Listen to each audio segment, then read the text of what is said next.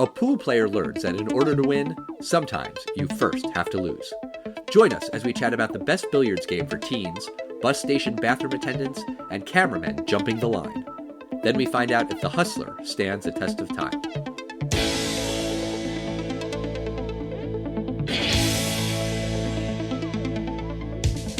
Test of time, James and Alan have to say, do the movies you love still hold up today?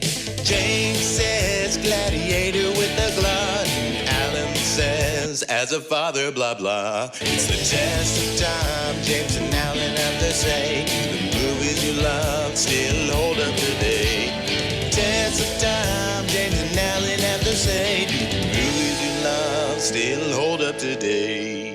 Hello, everyone, and welcome to the Test of Time, the podcast where we talk about older movies. And today we're talking about an old movie. We're talking from 1961's The Hustler. But before we do that, I got to introduce my co-host, Alan Noah. How are you doing, Al? I am sick. I am not doing great. I probably sound stuffy and congested. But hey, you know what? We're here to record. Yeah, whatever. I think I can power through. I think your husky voice makes you sound sexy. That's very sweet. I disagree. I feel like some people, when they're sick, they do sound sexy, and I feel like I just sound extra snotty. But thank you. I will take the compliment. So we're talking about The Hustler because we are coming on what would have been Paul Newman's 100th birthday.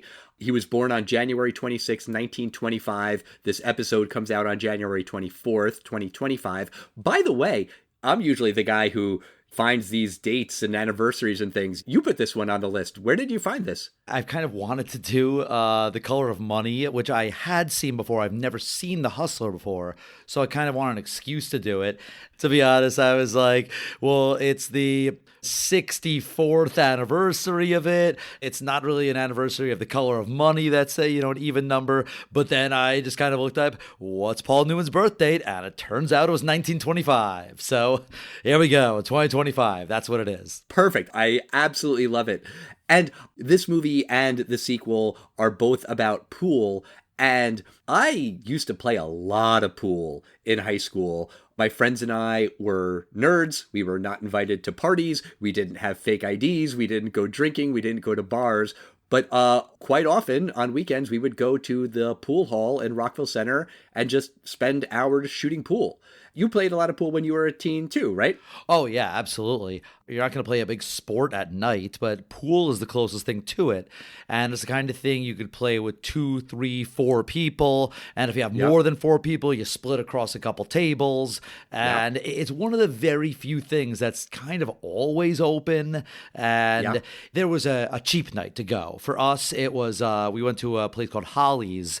On Tuesdays, that was all you could play for $5. So that was a big thing for us. On Tuesdays, it was definitely Holly's. And we played for hours and hours, and they didn't care. I don't think we went on any discount night. I feel like we usually would go on Friday nights, maybe Saturday nights too. But I feel like I remember Friday nights we would go to TGI Fridays, then go and shoot pool. I was never very good. My buddy Ben, who joined us on our Running Man episode, he was way better. He was the best of my friends. Who is the best in your group? Was it you? I could hold my own in that game. I mean, I could beat anyone, but I don't think I can consistently beat anyone. And that was kind of the way our whole group dynamic was. Oh, okay. When we played, we used to play mostly 8-ball and sometimes 9-ball, which are not in this movie. This movie, they play straight pool, and then at the end, it's 3-cushion billiards. I had no idea what those games were. I know there's a million different variations, but I was totally unfamiliar with those. I played mostly 8-ball, which is also known as stripes and solids. Right. But we would play 9-ball. We definitely played knockout a lot. Didn't you guys play with 3 people? You played like 1 through 5, 6 through 10, and then 11 through 15? No, we never play that. Yeah, that was my favorite because with 3 people, you just had to pick which one of those thirds you were, and the goal of the game was just your balls had to stay at the end. So you just knocked out everyone else's, and that's where it got fun because you got to choose like which of your friends. When you had a good shot on both of your friends, who are you gonna pick? And at 17, that's where the fun comes in. Interesting. No, we never played that. But let's tell our listeners what The Hustler is about, for anyone who hasn't seen it. The movie's about Fast Eddie Filson, who's a talented but cocky pool player. Working with his partner Charlie, Eddie pretends to be bad at pool, then hustles people out of money when they bet against him. Eddie's goal is to beat the legendary pool player Minnesota Fats. When they face off, Eddie loses, then wins, and eventually is up $18,000 over Fats. But his pride prevents him from walking away, and after the game stretches more than 24 hours, Eddie winds up losing everything. He then meets and starts a relationship with Sarah, an alcoholic. They spend their days drinking, but Eddie wants to play pool again. When a hustle goes bad, some angry goons break Eddie's thumbs. Eddie then turns to Bert Gordon, who calls Eddie a loser, but agrees to financially back him anyway. Bert, Eddie, and Sarah travel to the Kentucky Derby, where Eddie wins another high-stakes match against a man named Finley. But Sarah is hurt that Eddie chooses the game over her, and she commits suicide. Reeling from her death, Eddie once again plays, and beats, Minnesota Fats. So when this movie came out in 1961, I know it was beloved, I know critics adored it, I know it was nominated for a ton of Oscars, but how did it do at the box office? Did it make a lot of money? There's not too much data on the box office of this film, but it came out on September 25th, 1961. I've seen between $2 and $2.5 million for a budget, and I've seen a box office take of $7.5 million. It was nominated for Best Picture, Director, Actor, Actress, Supporting Actor, Screenplay, Art Direction, Cinematography. It only won those last two, but this is a very, very famous film. Right. Okay, so the movie starts with a cold open where we see Fast Eddie and Charlie, and they're doing a hustle, and he's basically like fall down drunk, but he's pretending. He says that he can't make the shot. He misses the shot. He gets everybody in the bar to bet against him, and then he makes it. Then there's the opening credits, and then we get into this very long scene where he goes to this famous billiard hall to play Minnesota Fats. And he's losing, he's winning.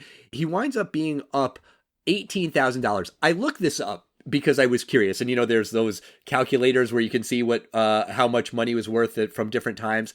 In today's money, $18,000 in 1961 is roughly $390,000 in cash. Wow. That's insane. And Eddie just keeps playing. He doesn't walk away. Charlie, his partner, is begging him to walk away.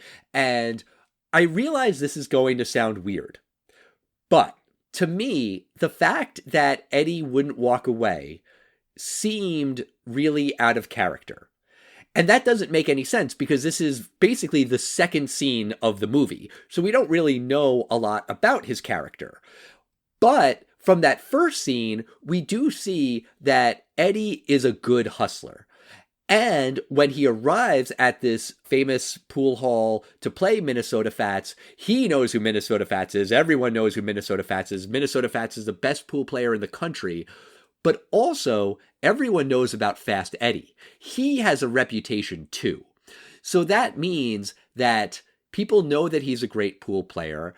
So then it just kind of seems like if he's a great pool player and he's a great hustler, then he would know when to walk away. I mean, I'm thinking of The Gambler by Kenny Rogers, right? You got to know when to hold him, know when to fold him. That is the number one lesson. So even if he starts losing a little bit, he's up 18,000 and then he's down to say 15,000. Even then, okay, fine. You walk away. You're still winning. Even if you've lost the last 3 games in a row. Cool, man. You won. I really struggled with that. I really found that just hard for me to wrap my head around. Did that bother you at all? He's a really good hustler, but he got starstruck in a way. He wasn't just trying to win money here. This was his chance to actually be the best. And okay. Eddie is not satisfied that he beats Minnesota Fats until Fats throws in the towel. And Fats is not throwing in the towel. I mean, Fats is, he's a longtime gambler. So he's the kind of person, like a longtime stockholder, that knows sometimes you just got to hold through the bad parts because eventually you hope it'll turn around again.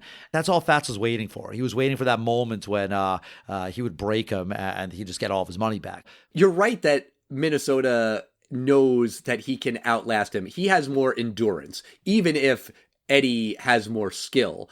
And, you know, they've been playing for 24, 25 hours. But it's not just that Fats thinks he can outlast him. It's that Bert shows up, and Bert says that Eddie is a loser. It's almost like that thing with Marty McFly from Back to the Future Parts 2 and 3, but not the first one, where his one weakness is being called chicken. It does really seem that when Eddie is called a loser, that is kind of what gets under his skin. And you could argue if that's a kind of self-fulfilling prophecy or not, but once Eddie hears that, he can't allow himself to prove Bert right. And so I think that by Bert saying that, he taps into this deep-seated insecurity that maybe Eddie didn't even know that he had. Because if you assume that he had been a really successful hustler before that, then maybe this is just kind of new information.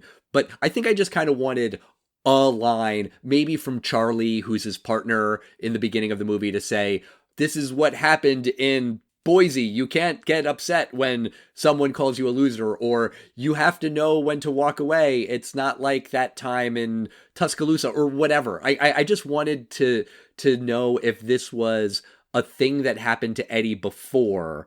We don't get that information, and I think it's fine. I think it's okay.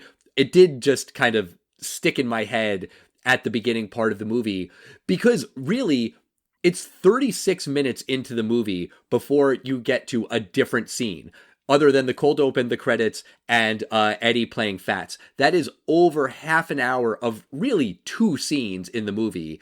I felt that this opening, it wasn't that it wasn't entertaining. I mean, I happen to like pool, but I feel like the pool montages were really, really long, excessively long. They didn't need to be.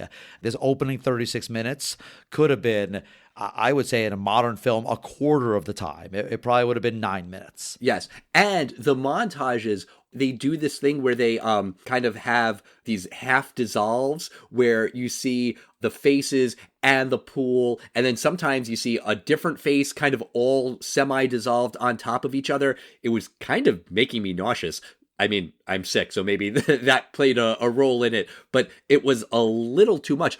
Also, I don't really understand why this movie is black and white. It was made in 1961. Color movies were very much a thing then.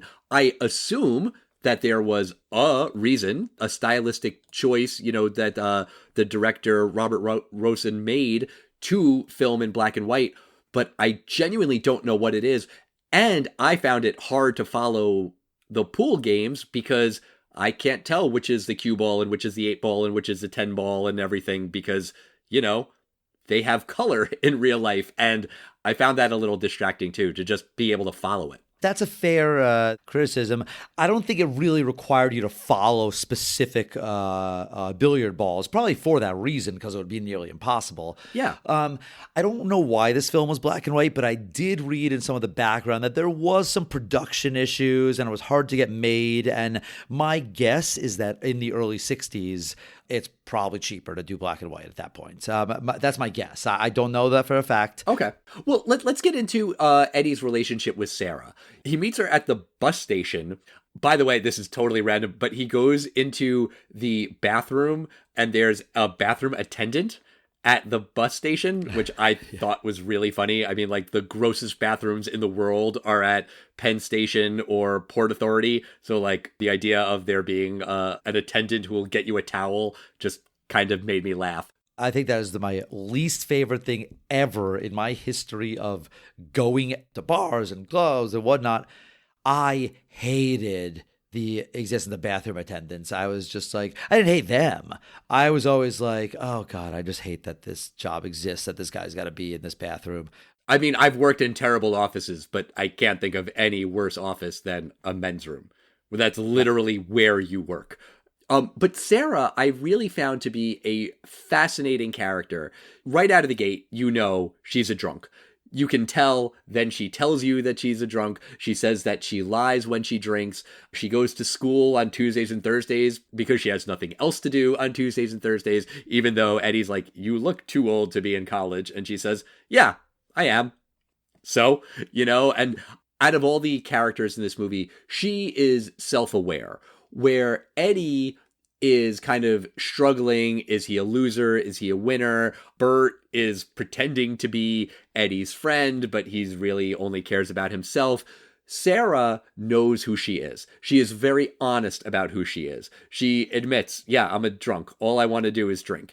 And the relationship between Eddie and Sarah is tragic. They are just so codependent. They are terrible for each other. Just right out of the gate, you know, this relationship is probably not going to end well. It could, you know, two alcoholics could find each other and then pull each other up and get help together and have a wonderful life together. But I did not have high hopes for this relationship, but I found it really compelling. There's a part where Paul Newman slaps her across the face. Yeah. If it was made anytime probably after the 80s, instantly, this is your creep, this is your antagonist, this is who we're trying to get away from, there's a better guy in the film. Right. And I think the slap shows how they're both just so miserable in their lives that even this terrible, terrible thing just doesn't even matter. I really like the scene where Sarah and Eddie go out for dinner, for like a fancy dinner.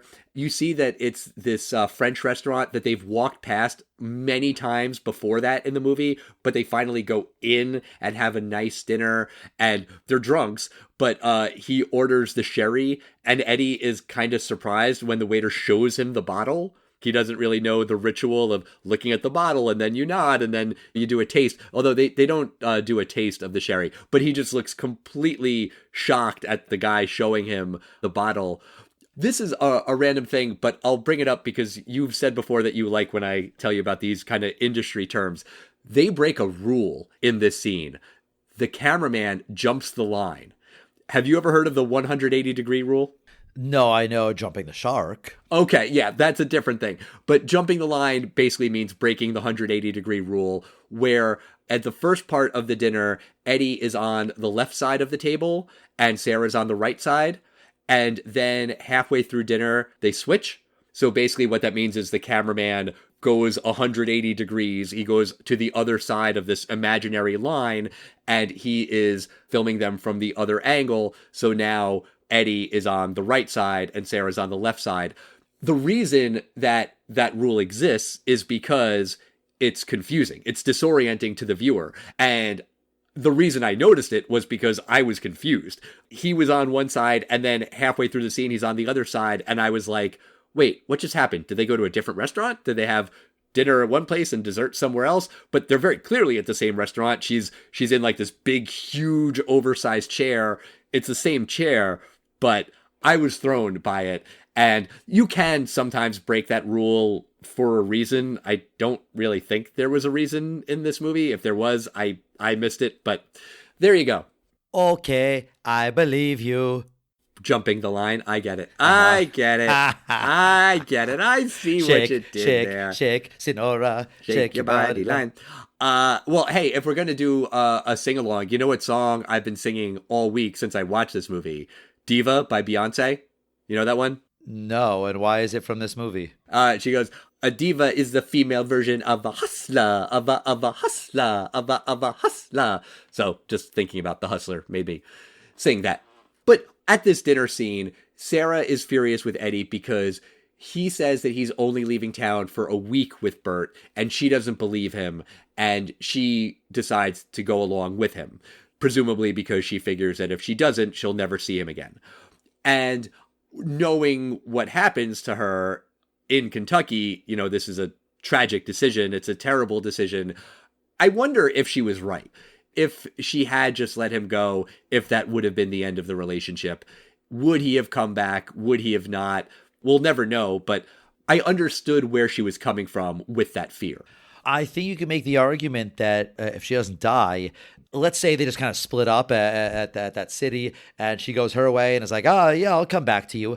I think he probably becomes a degenerate gambler again. He's probably going to lose all his money to Fats again. Even if he can beat him, he'll probably lose it again when someone can goad him into, hey, you loser, you beat him 25 hours, but he beat you on that 28th hour. The guy's ego is definitely going to eat him up. And I think the death of Sarah is really kind of what rocks him out of his alcoholic state and his cycle that he was going through. I think that's what slaps him out of it. So there's almost no way that she ends up with him in the end, because she either leaves him and he never comes back, or she goes with him and what happens happens.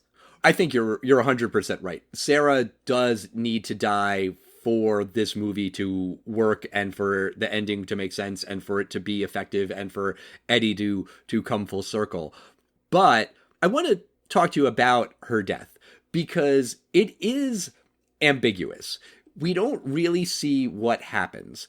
And part of that, I think, is because of the Hays Code, which we've talked about before, the pre-MPAA guidelines that just didn't let you show a lot of things in movies. And there are different theories about what happens to Sarah. What did you think ultimately happened with Sarah and Bert and what caused her suicide? Does the movie support my headcanon that Bert drove her to kind of maybe drink herself to death because he makes her feel so unwanted and he doesn't need you and get out of here? And if she doesn't have Eddie, she figures she has nothing. And so she's drinks. There's insinuation. Was there something a little more to Bert here? Did he attack her? I don't know. It's very vague what happened to her. And is the Hays Code, you said, because the bad guy has to get their comeuppance at the end? That's part of it. And I don't know that this movie follows that rule because Bert doesn't really get any comeuppance at the end of this movie. Maybe you could say that Eddie learns a lesson, but we don't know exactly how Sarah dies, if she drinks herself to death, if she slits her wrists. Showing her killing herself, that would violate the Hays Code. So we don't know exactly what happened. There are also some people who think that Bert raped Sarah. Also, before this scene, Sarah is at the party, like the big Kentucky Derby party, and Bert whispers something into her ear, and then she screams and throws a drink in his face and basically faints. We don't know what he said. They asked Piper Laurie, who played Sarah. They asked George C. Scott, who played Bert, and neither one had an answer. He just kind of whispered something. So there's a lot of ambiguity. But I think what the movie is trying to say is that Sarah realizes that Eddie is choosing pool over her. She begs him to leave when he's playing Finley, and he says, no, I just want to keep going. Sarah goes back to the hotel. She's mad. She's going to leave.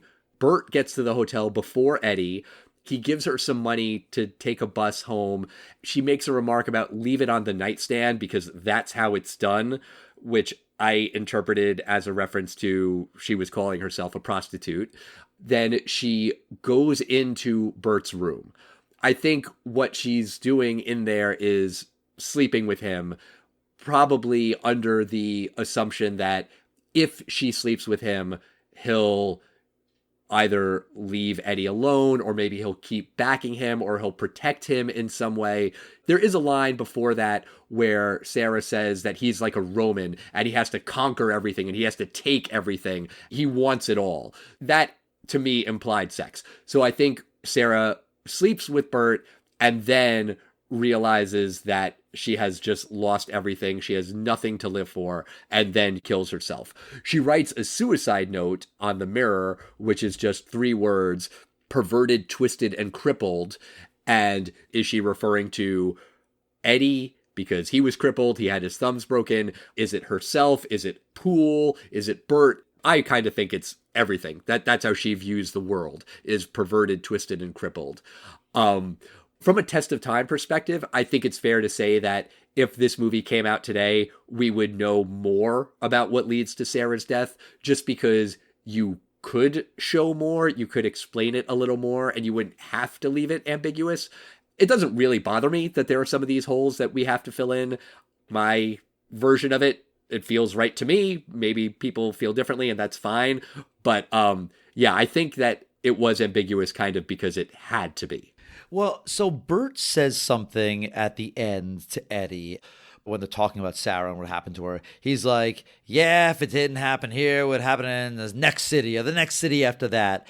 And Eddie doesn't necessarily argue that. He doesn't necessarily agree with it, but I really don't think what that means is, yeah, if she didn't get raped in this city, it would have been the next city or the next day after that. So, yeah, I think maybe your implication is correct. They were just sleeping together through, some coercion or power differential. Yeah. But I feel like Eddie would have done something a lot worse if he had any inclination that Sarah was raped or assaulted in some way. I think maybe she was used and she was told that she was terrible and she had to leave him and, she was useless and a waste of time and all that stuff by Bert, and that's why Eddie hates him and doesn't want to stay with him anymore. Right, and at the end, Eddie plays Minnesota Fats again. He wins. This time, Minnesota Fats concedes. He says, you beat me, game's over, you can take the money. And then Bert demands payment. He says, you owe me money! Like, he really screams the money. I think it's questionable if Eddie does in fact owe him money, because before he was taking 75% of all of Eddie's winnings as his backer, but clearly that partnership had ended. So why would Eddie still owe Bert money in this game? Also, Bert wasn't fronting the money. And I think the real reason is that Bert is kind of acting more like a mob boss. And even if the technical rules of the arrangement are no longer valid, he's still going to say, yeah, you owe me, and you pay him whenever he says you owe him money, because he's that kind of mob boss, Tony Soprano kind of guy. I think he's absolutely acting like a pimp. Eddie's doing all the work. Right. The pimp does none of the work. I mean, the pimp claims he's setting it up and is providing the security, but the pimp just gets all the money for no reason. Right. And the ending is tragic because Bert tells Eddie, okay, you don't have to pay me, but you're done. You can never play pool again. And I know there's a sequel. We're going to talk about it next week. And I assume that in that sequel, Eddie does play pool again. But it still is, for this movie, it's a heartbreaking ending because this is what Eddie is good at. This is what he loves. He is good as a hustler and he is good as a pool player. Those are two separate but related things. And Sarah says to Eddie that your passion for pool is amazing. Like, you love it. And that's kind of, I think she says, like, that's what she loves about him. And he says that it doesn't matter what you love. It could be pool, it could be bricklaying. But if you're passionate about it and you care about it, then it can mean everything to you. And pool really does mean everything to him. So he gets this victory over Minnesota Fats. Minnesota Fats compliments him. He says, you shoot a mean game of pool. And then Eddie says, you too. And so, there's mutual respect there. And he does get to tell off Bert, which is a win, but he can never play pool again, which is fucking tragic. It's a tragic ending for this character. Even though it's kind of a win, it's still a loss. All right, well, that brings us to the end here. Al, what do you think? Does 1961's The Hustler stand the test of time? Yes, I think it does. I really struggled with the beginning and Eddie's refusal to quit while he was ahead. I just didn't understand that, and it does still kind of bother me. I think that turn could have been written a little bit better, to be honest. And I think that the ending with Sarah's death is a little annoyingly ambiguous. It's sometimes referred to as a sports movie, and it could be a separate debate of, is pool a sport or a game? I'm not going to die on that hill. But I also just don't think this movie is a sports movie, really. It's a character study, and I'm a sucker for a good character study.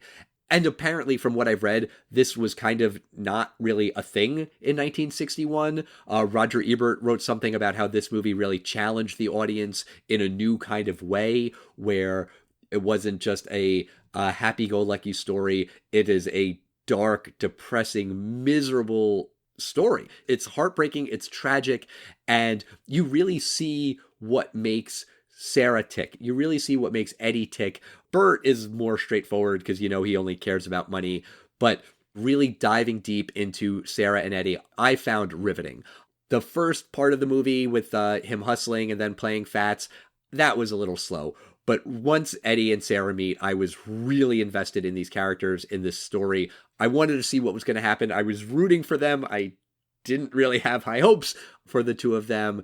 And yeah, the story did end on a downer like I thought it would, but I was just riveted the whole time.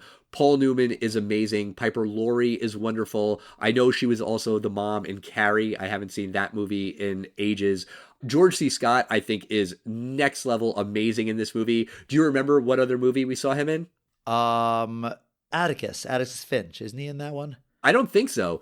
He's in Patton, which we haven't done, but he was the general in Doctor Strangelove, or How I Learned to Stop Worrying and Love the Bomb. General Turgidson, I think is his name, and he's like constantly chewing gum, and he's really eager to start World War III. It's a goofy role in that movie, and this movie is the opposite of goofy. Also, we didn't really talk about Jackie Gleason, best known probably to most people from The Honeymooners, the movie that we saw him in. Do you know this one? I mean, I know The Honeymooners. That's all I know Jackie Gleason in. We saw him in a movie with Burt Reynolds. Oh, right. He's the bandit, right? He's the bandit. Smokey and the Bandit. That's right. Another comedic role. Apparently, The Hustler is one of Jackie Gleason's few dramatic roles where he was not doing comedy. He's very good in the movie. He's really only in it for 20 minutes, even though he was listed as the second co-star. But yes, I very much love this movie. I had a couple problems with it, but I think that this is a wonderful, beautiful, terrible and tragic movie. And yeah, I think it definitely stands the test of time because, you know, there are still people trying to figure out if they're winners or losers and that they want to win and they don't want to lose. But what does that mean? And how can they find their place in the world and dealing with addiction and alcoholism and all of these things? Of course, it stands the test of time. What do you think, James? This one's a tough one for me, actually, because I found the beginning of this film really difficult. I mean, while I like Pool and it's interesting, I was like, come on, guys. Like, Fair. I've heard of Minnesota Fats. I'd never seen this film. He's just one of those names you've heard of. Yeah. I have to say that the movie, to me, in a lot of places was kind of boring until we got to the second act of the film. I was really kind of struggling to get through that first part. I really was. This film, it does stand up for me only because I happen to like Pool and I was able to get through that, but oh my God, if you don't like Pool, there's a lot of cool trick shots. And I think Jackie Gleason hits a lot of these shots himself. He does, yeah. And for me, that was something I kind of was entertained by. I liked watching this stuff. And Jackie Gleason has this incredible cockiness that I really liked Minnesota Fats, and I thought this film was going to be Eddie versus Minnesota Fats. It isn't. Paul Newman is just so good, and George C. Scott too. You're right. Thank you for calling him out. He's just so evil and such a evil is kind of easy to do if you're kind of twisting your mustache evil, and also evil's good when you get that comeuppance at the end, but this guy goes on to probably have a very successful life in a lot of ways, and he doesn't think 2 seconds about Sarah. It stands a test of time, but it's a boring first act, but it's not bad. I guess that's what saves it. Fair. By the way, just because you mentioned it, Jackie Gleason in real life was very, very good at pool. You see him making the shots because he could make the shots. Paul Newman was not particularly good at pool, but he really, really studied it. He tried to be good. You see him make more shots than you might think. They did have a pool champion named Willie Mosconi who has a cameo in the movie. He holds the money when Eddie and Fats are playing. He does some of the trick shots when you don't see the full actor, when you just see the cutaways of the hands. It's actually Willie Mosconi's hands. But that's going to do it for us this week. Next week, we will come back and see the second big screen outing of Paul Newman playing Fast Eddie Felson when we watch The Color of Money from 1986, directed by Martin Scorsese, co-starring Tom Cruise. I am very much looking forward to seeing what happens to Fast Eddie. Like I said, I'm guessing that he picks up a pool cue in the movie, even though Bert told him he can't, but we'll see. In the meantime, we want to hear from you guys. We are at Test of Time Pod on Facebook, X, Instagram, and Threads. Let us know your favorite games of pool, your favorite trick shots, what you think about Fast Eddie and Sarah and Bert and Minnesota Fats. And we'll see you next time, everyone. Bye.